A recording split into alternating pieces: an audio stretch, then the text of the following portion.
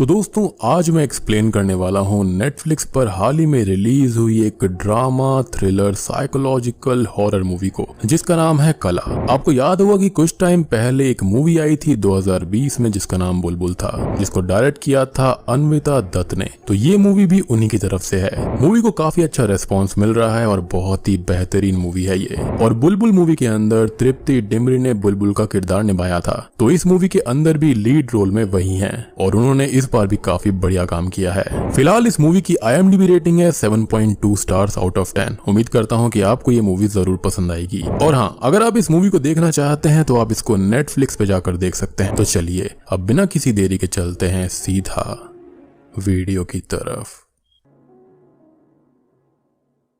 तो मूवी शुरू होती है प्री इंडिपेंडेंट इंडिया, मीन्स इसकी कहानी 1940 के आसपास की है और हम देखते हैं कला मंजुश्री को, जो कि एक सक्सेसफुल बैकग्राउंड सिंगर है जिसके रिकॉर्ड्स और सॉन्ग्स हिट जाते हैं। और रिसेंटली ही उसने म्यूजिक वर्ल्ड के अंदर इंडिया का सबसे बड़ा अवार्ड यानी कि द गोल्डन विनाइल जीता है। अब उसका इंटरव्यूज लेने बहुत सारे जर्नलिस्ट आते हैं और वो उन सबसे बात करते हुए ये बताती है कि ये उसके फादर की विरासत है, जो कि खुद म्यूजिक में बहुत बड़ा और फेमस नाम थे, और उसकी मदर का सपना जिसे आज उसने पूरा कर दिया है और आज वो बहुत ही ज्यादा खुश होने वाली हैं। अब एक जर्नलिस्ट उससे ये पूछता है कि उसकी मदर, जो कि खुद भी एक सिंगर थी, वो 9 साल पहले अपने बेटे को लॉन्च करने वाली थी, जिस पर वो परेशान हो जाती है और बोलती है कि उनका कोई बेटा नहीं था, सिर्फ एक बेटी है जो कि कोई और नहीं बल्कि वो है। और तभी हम एक फ्लैशबैक देखते हैं उसकी मदर उर्मिला मंजुश्री का, जिनको ट्विन बच्चे पैदा हुए थे, जिसके अंदर बेटे से उनको काफी ज्यादा उम्मीदें थी क्योंकि वही परिवार की म्यूजिक वाली लेगेसी को आगे लेकर जाता, लेकिन वो खत्म हो गया था। एज ट्विंस के अंदर कई बार ऐसा हो जाता है कि एक बच्चा पूरा पोषण ले लेता है जिससे कि दूसरा बच्चा सफर करता है, और इस केस में कला को पोषण मिला था जिससे कि उसका भाई नहीं बच पाया था। और उर्मिला के मन में तभी से उसके लिए एक गुस्सा आ गया था जिसे उसने टाइम के साथ कम किया और उसको ही एक सिंगर बनाने की तैयारी शुरू कर दी। और ये भी कहा कि वो एक लड़की है तो उसको ज्यादा मेहनत करनी होगी, डिग्निटी को ज्यादा रखना होगा और उसके नाम के आगे एक सक्सेसफुल सिंगर का टैग लगना चाहिए, ना कि कोई नॉर्मल सरनेम। खैर अब कहानी प्रेजेंट टाइम में आ जाती है और हम कला को देखते हैं जो कि अपनी मदर को कॉल करके उसको खुशखबरी देती है कि उसने गोल्डन रिकॉर्ड जीता है और न्यूज़पेपर में उसकी तस्वीर भी आई है, जिससे कि वो दोनों बहुत खुश हो जाती हैं। लेकिन तभी वहां पर उसकी सेक्रेटरी सुधा आ जाती है और फोन रिंग होता है, मीन्स कला खुद से ही बात कर रही थी। अब वो वहां से चली जाती है और अगले सीन में उसके कुछ और इंटरव्यूज और फोटोशूट्स होते हैं क्योंकि अब वो एक सेलिब्रिटी है, जिससे कि वो बहुत ही ज्यादा खुश थी। खैर अब वो अपने रिकॉर्ड्स को देख ही रही होती है कि तभी उसे ग्लास में किसी का रिफ्लेक्शन दिखता है जो कि उससे बोलता है कि वो एक चोर है, उसने उसके सपने चुराए हैं जिन्हें वो जी रही है और इन अवार्ड्स पर उसका कोई हक नहीं है। तभी वो उसका सर भी पकड़कर ग्लास पर मारता है जिससे कि वो बहुत डर जाती है और घबरा जाती है। अब ये कौन है इसके बारे में हम थोड़ी देर में जानेंगे। खैर अब अगले सीन में उसकी थोड़ी तबीयत ठीक नहीं थी और डॉक्टर उसको चेक करने आता है जो कि ये बताता है कि वो बिल्कुल ठीक है, जिस पर वो कहती है कि फिजिकली तो वो ठीक है लेकिन उसके दिमाग में शोर मचता है और मन में डर है जिस पर कि कुछ बुरा होने वाला है। अब डॉक्टर उसको समझाता है कि ये सब स्ट्रेस की वजह से हो सकता है और वो परेशान ना हो, जिस पर वो कहती है कि उसे स्लीपिंग पिल्स भिजवा दो जो कि खत्म हो गई थी। डॉक्टर ये बोलता है कि उसने हाल ही में उसको वो दवाइयां भिजवाई थी और उसको स्लीपिंग पिल्स ऐसे नहीं लेनी चाहिए। उनका ये कहना था कि उसे नॉर्मल सोने की कोशिश करनी चाहिए और दूध वगैरह पीना चाहिए, जिस पर वो कहती है कि उसको वो नहीं पसंद। अब आगे हम कुछ और फ्लैशबैक्स को देख पाते हैं जहाँ पर कला को उसकी मदर उर्मिला म्यूजिक प्रैक्टिस करवा रही थी और वो धीरे धीरे बड़ी भी हो गई थी, लेकिन उसका म्यूजिक इतना अच्छा नहीं था जो कि उसकी माँ को पसंद आए और वो गुस्से में ये बोलती है कि उसके पास में कोई भी टैलेंट नहीं है और वो हार्ड वर्क भी नहीं करना चाहती। अब कुछ ही दिन के बाद में उस्ताद जी यानी कि बहुत बड़े गायक के आगे उसको परफॉर्म करना है और उसके बेसिक्स तक क्लियर नहीं है, तो आगे कैसे चलेगा। और सजा के तौर पर वो उसको घर से बाहर निकाल देती है और वो रात भर ठंड में तड़पती रहती है। खैर अब यहाँ पर वो दिन आ जाता है जो कि लाइव परफॉर्मेंस का था और बहुत कम लोग वहाँ पर आए थे। तो उर्मिला पूछती है कि दीवान मंजुश्री जो कि एक बहुत बड़े गायक थे, उनकी बेटी यहाँ पर गाने वाली है, लेकिन फिर भी इतने कम लोग यहाँ पर हैं। तो उस्ताद जी ये बताते हैं कि गांधी जी यहाँ पर आए हुए हैं तो सभी लोग वहाँ पर गए हैं और ये वैसे भी क्लासिकल म्यूजिक है जिसको सुनने के लिए बहुत कम लोग आते हैं। अब कला अपना परफॉर्मेंस देती है जो कि अच्छा था, लेकिन तभी उसके परफॉर्मेंस के बाद में एक ऑर्फन लड़का जगन भी परफॉर्मेंस देने वाला था और जब वो शुरू करता है तो उसको सुनने के लिए और ज्यादा लोग आ जाते हैं और उसकी परफॉर्मेंस बहुत ही अच्छी जाती है। उसकी आवाज के अंदर कुछ अलग ही जादू था और सब लोग, इवन यहाँ पर कला की मदर उर्मिला भी उससे इम्प्रेस्ड हो जाती है और उसको इनाम भी देती है। अब कुछ देर के बाद में उर्मिला उस्ताद जी से बोलती है कि उसे अपनी बेटी को नॉर्मल सिंगर नहीं बनाना है, उसको पंडित की उपाधि दिलानी है। अब म्यूजिक या फिर अदर आर्ट फॉर्म्स के अंदर जो भी एक्स्ट्रा ऑर्डिनरी होता है उसको उस्ताद जी या पंडित जी जैसी उपाधि मिलती है, और वो चीज उस लड़के जगन के पास ऑलरेडी थी क्योंकि उसके पास में एक गॉड गिफ्टेड वॉइस थी। खैर अब अगले सीन में उर्मिला जगन को घर पर लेकर आती है और उसको वहीं पर रखने वाली थी, और वो कला को उसे दूध लाकर देने का बोलती है।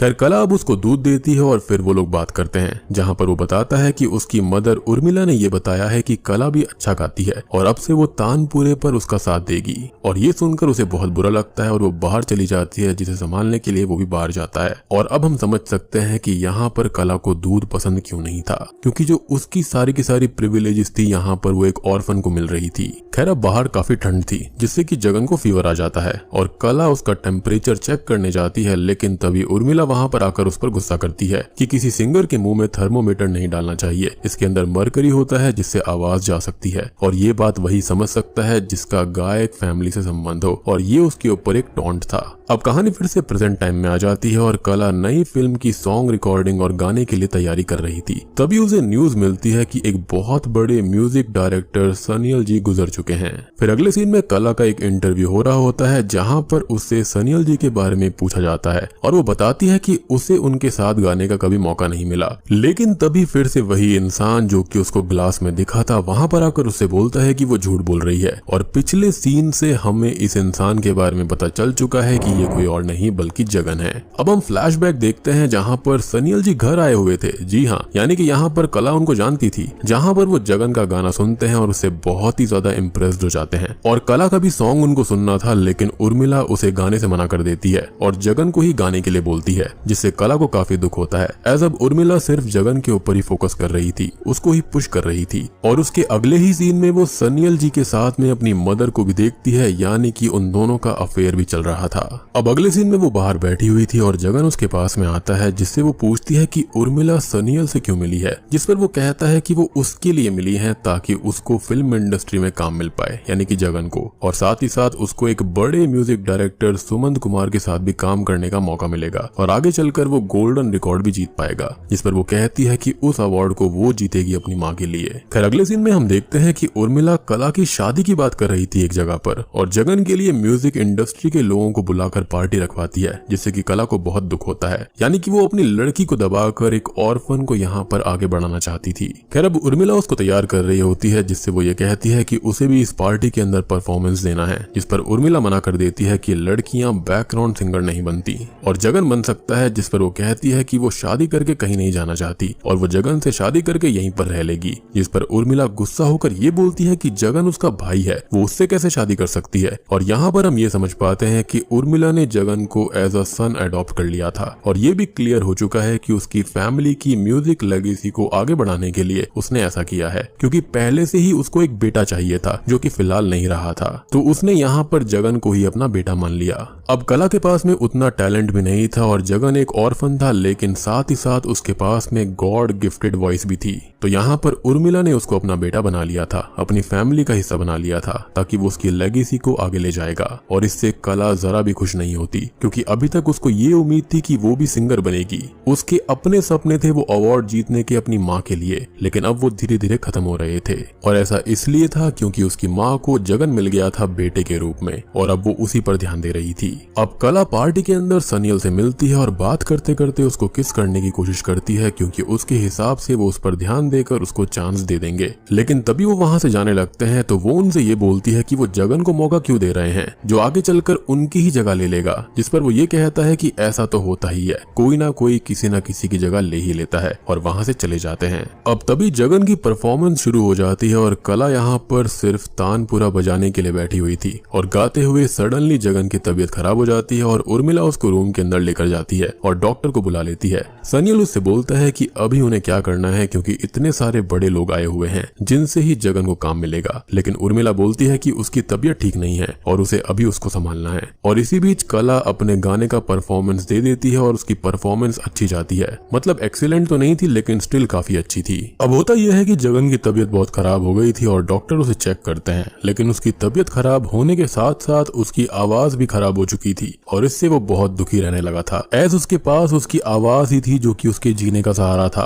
अब एक दिन सुमंत कुमार घर पर आते हैं और वो बोलते हैं कि उन्हें यकीन नहीं हो रहा कि जगन की आवाज खराब हो गई, और वो आगे बोलता है कि अभी नहीं तो बाद में उसको सही चांस मिल ही जाएगा। लेकिन जगन का सपना यहाँ पर टूट गया था और वो बहुत ही दुखी था। अब सुमंत जाने लगता है, लेकिन कला बोलती है कि मौसम खराब है और वो कल चले जाएंगे, जिस पर वो मान जाते हैं। अब रात को वो अपनी माँ जैसी तैयार होकर उसके पास में जाती है और उसके करीब आकर उनसे फ्लर्ट करती है। और अगले दिन जाते हुए वो उर्मिला को ये बोलता है कि कला एक कोयल है और 3 दिन बाद कैलकाटा में उसकी एक रिकॉर्डिंग है जो कि उसने कला की फ्लर्टिंग से इम्प्रेस होकर उसको दे दी होगी। उर्मिला अब कला से ये बोलती है कि वो सच में कोयल है जो कि अपना घोंसला नहीं बना पाती बल्कि दूसरों का हड़प लेती है, और ये चीज रियल होती है। कोयल अपने अंडे कभी भी अपने घोंसले में नहीं देती बल्कि दूसरों के उसमें देती है, और ये चीज इंडिकेट करती है जगन के चांस को, उसके सपनों को, जो कि अब कला को मिल गए थे। अब जगन भी बहुत दुखी रहने लगा था और एक दिन वो खुद को खत्म कर लेता है, जिससे उर्मिला पूरी तरह टूट जाती है। जगन के फ्यूनरल के वक्त सभी लोग वहाँ पर आए थे और यहाँ कला को एक बग दिखाई देता है उसकी बॉडी पर। अब कहानी प्रेजेंट टाइम में आती है जहाँ पर उसे मिरर पर वही बग दिखाई देता है और वो उसको मार देती है, लेकिन वो मरकरी में बदल जाता है जिससे कि वो बहुत ही ज्यादा घबरा जाती है। अब बाहर उससे मिलने सुमंत आया हुआ था जो कि अब अपने डाउनफॉल में था और उसे 1-2 मूवी ही बड़ी मुश्किल से मिल रही थी। तो एक के लिए तो वो कला से बात करने आया था, लेकिन वो मिलने से ही मना कर देती है और वो दुखी होकर चला जाता है। अब कला उर्मिला को कॉल करती है और बोलती है कि उसके साथ में सब कुछ गलत हुआ है और उसे हेल्प की जरूरत है, लेकिन उर्मिला फोन काट देती है। अब वो परेशान लिफ्ट में थी जहाँ पर उसे सुमंत मिलता है और वो उससे बोलता है कि वो एक बुरी इंसान है, उसने उसको बनाया, अगर वो उसे नहीं बनाता तो वो कुछ भी नहीं होती,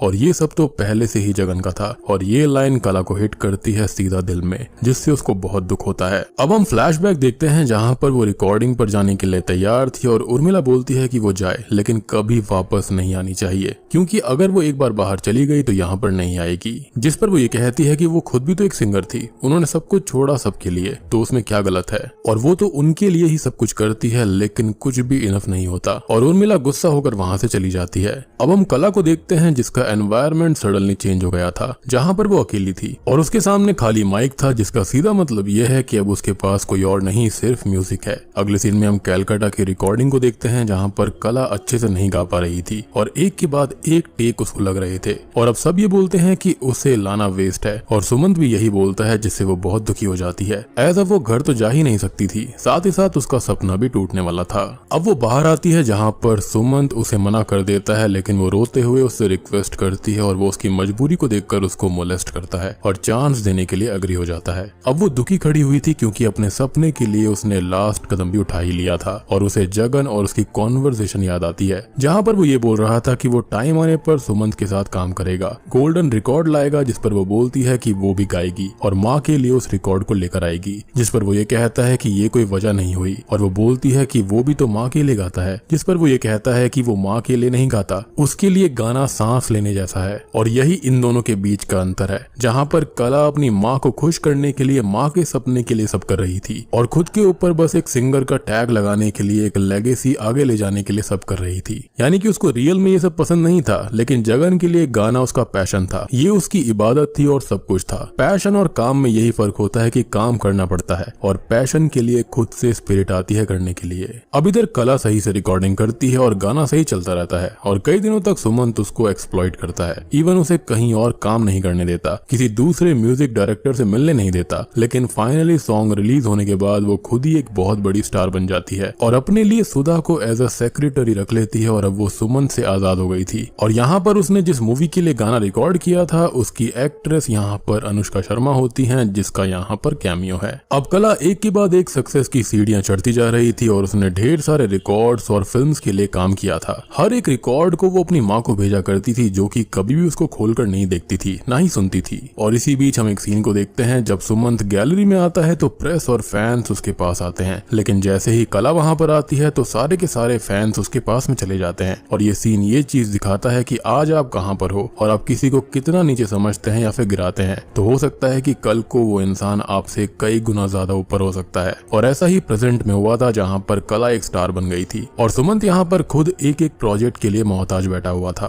अब प्रेजेंट टाइम में मूवी आती है जहां पर हम कला को देखते हैं जो कि काफी परेशान हो गई थी और प्रेस वाले उसका इंटरव्यू लेने आते हैं, लेकिन उसको जगन की स्पिरिट दिखती है, जिससे वो ये पूछती है कि उसने अपनी जान क्यों ली थी, उसकी सिर्फ आवाज गई थी, जिस पर वो बोलता है कि उसकी आवाज ही तो उसके लिए सब कुछ थी। वो उससे पूछता है कि क्या वो खुश है, जिस पर वो मना कर देती है और ये बोलती है कि उसकी माँ तो अभी खुश नहीं है, यानी कि वो अभी भी अपनी माँ को खुश करने के लिए ही ये सब कर रही थी। इनफैक्ट उसे खुद नहीं पता था कि उसने स्टार क्यों बनना चुना था। खैर अब अगले सीन में कला रिकॉर्डिंग के लिए जाती है और यहाँ पर उसे वही ठंडा माहौल, बर्फ वगैरह दिखने लगती है जैसे माहौल के अंदर जगन खत्म हुआ था, और उसे जगन की मौत के अपनी माँ के विजन्स आते हैं जिससे उसकी हालत खराब हो जाती है। बेसिकली वो साइकोलॉजिकल लेवल पर काफी डिस्टर्ब हो चुकी थी। सुधा उसे घर लेकर आती है और वो बहुत ही ज्यादा अनस्टेबल हो गई थी और वो कभी भी जगन के बारे में ये बोलने लगती थी कि वो रियाज कर रहा है, कभी अपनी माँ से खुद ही बात करने लगती और सुधा इससे बहुत ज्यादा परेशान होकर उसको संभालती है और पानी लाकर देती है, लेकिन पानी का ग्लास उसे दूध का ग्लास दिखाई देता है जिससे वो बहुत डर जाती है। और दूध वाली बात हम जानते हैं कि ऐसा क्यों था।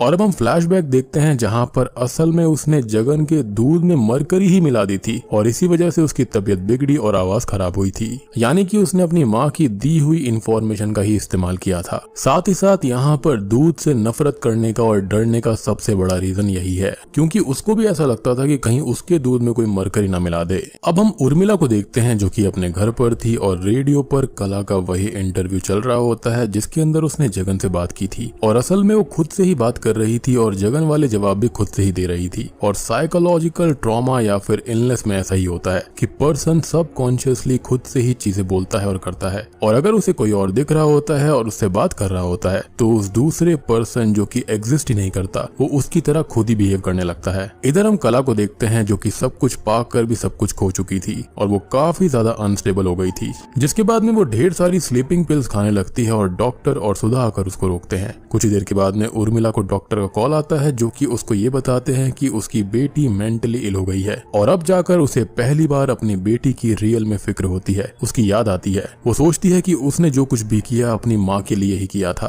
कहीं ना कहीं वो अपनी भी गलती रियलाइज कर रही थी कि उसने जगन को वहां पर लाकर गलती करी थी और अपनी बेटी को उसकी जगह देना भी काफी गलत था। अब अगले सीन में डॉक्टर कला को साइकोथेरेपिस्ट के पास में ले जाने की तैयारी में थे और अब तक उर्मिला भी वहां पर आ जाती है और ये बोलती है कि उसकी बेटी पागल नहीं है, वो ठीक हो जाएगी, उसको बस अपनी माँ का साथ चाहिए, उसे घर जाना चाहिए। और ये बात बिल्कुल सही थी कि अगर वो घर चली जाती और अपने माँ का प्यार पा लेती तो बिल्कुल ठीक हो जाती, लेकिन उर्मिला यहाँ पर काफी देर कर चुकी होती है क्योंकि अब तक कला खुद को ही हैंग करके खत्म कर चुकी थी। जी हाँ, यहाँ पर वो नहीं बच पाती। अब मूवी के एंडिंग सीन में हम उर्मिला को देखते हैं जो कि अपनी बेटी की याद में उसके सारे के सारे रिकॉर्ड्स और रिकॉर्डिंग देखकर रो रही होती है और ये जो दुख है अब उसको जिंदगी भर झेलना होगा। और बूम, इसी के साथ में ये मूवी यहीं पर खत्म हो जाती है। तो दोस्तों ये थी कला मूवी की कहानी जो कि एक काफी बढ़िया मूवी है। अब बुलबुल मूवी के अंदर भी किसी एक पर्टिकुलर चीज को लेकर उसे हाईलाइट करने की कोशिश करी गई थी, ऐसे ही यहाँ पर भी काफी सारी चीजों के ऊपर क्रिटिक किया गया है। पर्सनली मुझे काफी अच्छी मूवी लगी है, यहाँ पर कॉन्सेप्ट अच्छा है और इसका लेवल भी काफी बढ़िया है। साथ ही साथ अनुष्का शर्मा का कैमियो भी काफी अच्छा है। बाकी आप लोग मुझे बताना कि अगर आपने ये मूवी देखी है तो आपको ये कैसी लगी, यहाँ पर जो इश्यूज दर्शाए गए हैं वो कैसे लगे, और आपको क्या लगता है कि जगन को उसकी माँ को यहाँ लाना चाहिए था या फिर अपनी बेटी के ऊपर यहाँ पर भरोसा करके उसको बहुत ही ज्यादा आगे करना चाहिए था। तो कमेंट सेक्शन के अंदर अपनी राय जरूर देना। और अगर आप इस मूवी को देखना चाहते हैं तो नेटफ्लिक्स पर जाकर देख सकते हैं जो कि फिलहाल ट्रेंडिंग में भी चल रही है।